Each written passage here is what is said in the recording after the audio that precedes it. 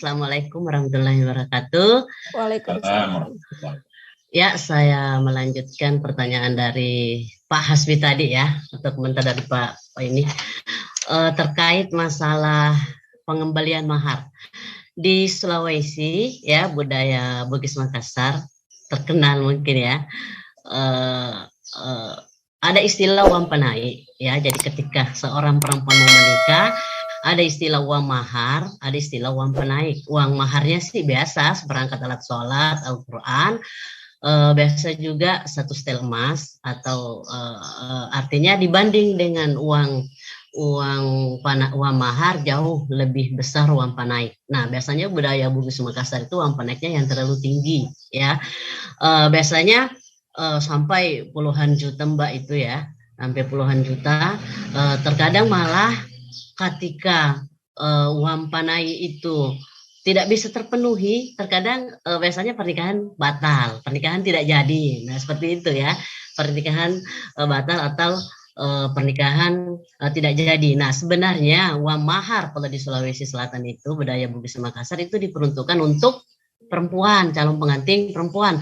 Tapi uang panai itu atau uang belanja itu diperuntukkan untuk uang walimatul urus ya, atau membelanjai semua pesta walimatul urus bagi calon pengantin perempuan. Nah, bagi calon pengantin perempuan. Nah, biasanya kalau budaya Bugis Makassar, uang pemberian uang panai itu diserahkan kepada kedua orang tua. Tujuannya itu tadi untuk memenuhi uang pesta. Nah, ini yang jadi persoalan karena ini tinggi, tentu tingginya berdasarkan status sosial. Biasanya faktor-faktor yang menyebabkan tingginya uang panai itu adalah faktor-faktor sosial orang tuanya. Kalau misalnya orang tuanya kaya, orang tuanya darah biru, itu biasanya kalau sekarang ini ya, enggak apa-apa saya menyebutkan angka Mbak ya, kalau sekarang ini di Sulawesi itu biasanya sampai 50 juta ke atas lah ya. Karena itu tadi perempuan ketika menikah di Sulawesi yang membiayai pestanya adalah laki-laki, jadi utuh laki-laki yang membiayai pesta. Itu sebagian budaya yang ada di Bugis Makassar, meskipun ada 1, 2, 3 tidak seperti itu. Tapi saya berbicara dalam ini yang budaya yang berlaku ya. Nah, kemudian ya sampai 75 lah, sampai 100 juta atau sampai bahkan lebih. Nah, yang biasanya menjadi permasalahan ketika terjadi perceraian ya, ketika terjadi perceraian kemudian qabla duhul ya, ini biasanya yang dipertentangkan adalah masalah uang belanja itu tadi yang banyak itu. Nah, biasanya sampai ke pengadilan kan Pak ya, sampai ke pengadilan menuntut supaya dikembalikan semua uang yang 100 juta itu tadi yang sebagai ongkos pestanya atau ongkos walimahnya si pengantin perempuan tersebut. Nah, tapi ini tadi di budaya Bugis juga itu ada memang kesepakatan sebelumnya bahwa uang yang ongkos pesta ini, ongkos walimah ini kan istilahnya sudah dibakar api ya, enggak bisa lagi kembali. Sementara kalau misalnya ternyata antara si pengantin tadi tidak saling mencintai, akhirnya cerai, kan menimbulkan mudarat ya, menimbulkan mudarat bagi si laki-laki. Akhirnya oleh beberapa pengadilan agama, ijtihad hakim sendiri bahwa tetap walaupun budaya yang mengatakan uang belanja yang sudah dibakar api tidak boleh kembali, tapi oleh hakim beberapa di pengadilan agama di Sulawesi seperti pengadilan agama Sidrap itu hakimnya justru berijtihad bahwa tetap harus kembali 50% daripada uang belanja tadi tersebut. Nah, sehingga karena ini mungkin agak sudah merupakan budaya yang meresahkan masyarakat, sehingga fatwa MUI Sulsel itu mengeluarkan fatwa yang berlaku pada 1 Juli 2022 bahwa pada dasarnya yang wajib itu adalah uang mahar. Akan tetapi karena ini sudah merupakan budaya, itu boleh saja, hanya saja tidak boleh ada paksaan. Tidak boleh ada paksaan dari pihak keluarga perempuan ke pihak keluarga laki-laki, karena ini betul-betul suatu persoalan sudah mengakar di budaya Sulawesi Selatan. Ya kalau misalkan uang maharnya, uang belanjanya tidak cukup, sering pernikahan itu ketika lamaran tidak jadi. Padahal calon mempelai laki-laki dan perempuan itu sudah saling mencintai. Akhirnya apa yang terjadi, efek daripada uang mahar ini yang tinggi, pernikahan batal. Terkadang juga hal yang paling tidak masuk akal adalah terkadang istilahnya mungkin kalau di budaya Bugis itu silariang. Maksudnya gimana ya? Menikah sendiri tanpa restu dari orang tua, atau bahkan mungkin karena mahar terlalu tinggi sementara laki-laki dan perempuan sudah saling mencintai, akhirnya melakukan hubungan persinahan sebelum pernikahan. Nah, inilah yang salah satu menjadi dasar kenapa MUI mengeluarkan fatwa bahwa pada dasarnya uang panai itu boleh asal tidak memaksakan kepada si pria, seperti tadi yang dikatakan oleh Kang Paki bahwa harus ada saling ridho, harus ada saling rela, dan tidak boleh memaksakan. Seperti itu, Kang Paki. Ya, saya kira bagus ya pengalaman itu. Dan walaupun di kami di Jawa tidak ada istilah uang panai, tetapi prakteknya ada. Ada prakteknya, maksudnya ya laki-laki diminta untuk ikut berkontribusi. Tapi tidak dibilang sepenuhnya, sepenuh apa tidak kan tergantung sih, tapi intinya akan ada walimah. Dan memang ya saya kira benar ya MUI itu bahwa walimah itu sesuai kemampuan. Jadi ada yang bilang wajib, ada yang bilang sunnah, tapi mau wajib mau sunnah sesuai kemampuan. Itu. Lalu ada yang bilang wajib minimal itu adalah menyembelih kambing. Satu kambing itu sudah selesai gitu loh. Itu wajib minimal, tapi ada yang bilang ya enggak, terserah berapapun, bahkan tidak kambing juga enggak apa-apa.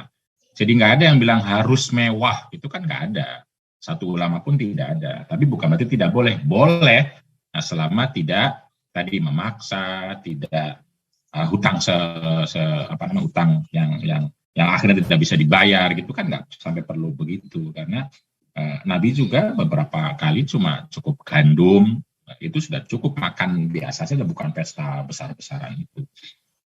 Jadi memang pelajaran itu kita tentang memikirkan ulang bagaimana agar orang yang menikah itulah yang harus dipertimbangkan, bukan keluarga dan adatnya.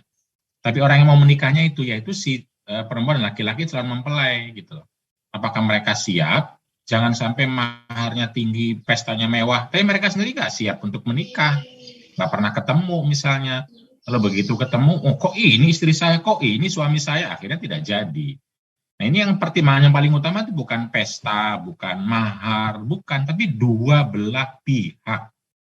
Nah karena itu kalau dua belah pihaknya sudah siap, sudah itu, maka saya kira tanggung jawab kita semua, orang tua dan adat juga untuk memberi jalan gitu, bukan malah menghalang-halangi dengan alasan mahar, dengan alasan uang pesta dan lain-lain. Itu bagaimana memberi jalan yang memudahkan. Nah, karena itu memudahkan ini bukan hanya perintah atau anjuran Nabi kepada perempuan, tapi juga kepada adat, kepada orang tua gitu loh, kepada seluruh orang tua, bagaimana memberi kemudahan kepada dua belah pihak yang mau menikah untuk bisa mewujudkan keluarga atau bisa mewujudkan ikatan yang sakinah, mawaddah, warahmah itu. Jangan memaksa-maksakan kita orang tua juga sesuatu yang tidak mampu, tidak bisa dilakukan oleh kedua belah pihak. Nah ini kan tamparan juga bagi kita semua sebagai orang tua yang mungkin punya anak, punya cucu, punya teman, lalu memastikan adat yang macam-macam kadang-kadang kan. Ini kan semakin kemari biaya hidup itu semakin mahal, padahal pekerjaannya semakin sulit atau gaji semakin tidak cukup. Dan ini tidak hanya soal pernikahan, tapi juga soal pendidikan. Lihat perguruan tinggi itu makin mahal ke sini itu. Gaji kita makin tidak cukup untuk bisa ngongkosin seluruh anak kita yang mau perguruan tinggi. Itu problem kehidupan. Nah, karena itu agama itu justru lahir untuk, menurut saya, ceramah agama harusnya lahir untuk mengingatkan orang agar menyesuaikan diri. Memudahkan gitu. Menyesuaikan diri, memudahkan. Ya sudah, kalau memang perguruan tinggi itu mahal yang kita tidak mampu, ngapain sekolah tinggi, sekolah tuh candu, sekolah nggak bisa begitu, akhirnya nggak penting. Kita bisa banyak ilmu dari cara yang lain gitu loh. Jadi walaupun orang tua tetap berusaha semaksimal mungkin, apalagi banyak sekali lulusan perguruan tinggi pada akhirnya juga nggak bisa bekerja. Udah bayar mahal-mahal gitu loh, tapi nggak jelas pekerjaannya juga. Nah ini kan tamparan bagi kita semua yang mengolah pendidikan, yang memahal-mahalkan pendidikan gitu loh. Ini yang semakin tinggi biaya semakin hebat seakan-akan, padahal belum tentu dia punya pekerjaan lulus dari situ, belum tentu punya akhlak juga dan lain-lain. Jadi termasuk dalam konteks pernikahan ya. Jadi istilah aisarahunna mahron itu juga menurut saya adalah peringatan bagi kita semua dalam mengelola kehidupan, tidak hanya soal rumah tangga, tidak hanya soal pernikahan, tidak hanya soal mahar. Jadi pendidikan yang baik bukan pendidikan yang mahal. Kira-kira begitu. Nanti sama, baju yang baik bukan baju yang mahal. Ya baju yang memudahkan Anda, membuat Anda nyaman, membuat Anda bisa menjadi pribadi yang Anda minta, bukan mahalnya. Tapi banyak orang kan mikir mahalnya. Lalu di foto mana yang paling mahal, di Facebook, di Instagram. Nah, agama mengingatkan, bukan itu esensinya. Gitu.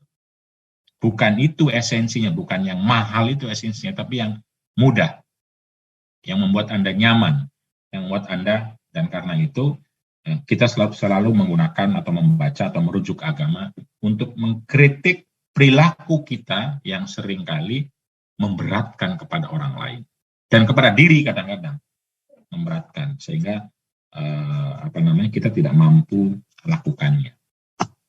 Saya kira bagus ya refleksi dari Mbak Rustiana terkait dengan MUI dan lain-lain. Nah, tinggal mungkin perlu diturunkan tanggung jawab apa yang dilakukan oleh orang tua, oleh masyarakat gitu, agar supaya pesan-pesan agama termasuk yang disurahkan MUI itu bisa terlaksana dalam kehidupan yang semakin sulit ini.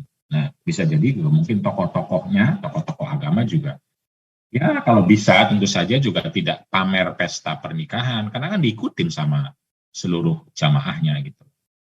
Nah, kalau ada tokoh agama yang pernikahannya sederhana, itu lebih menarik. Sebagai contoh gitu, jangan semuanya dan lain-lain. Terima kasih.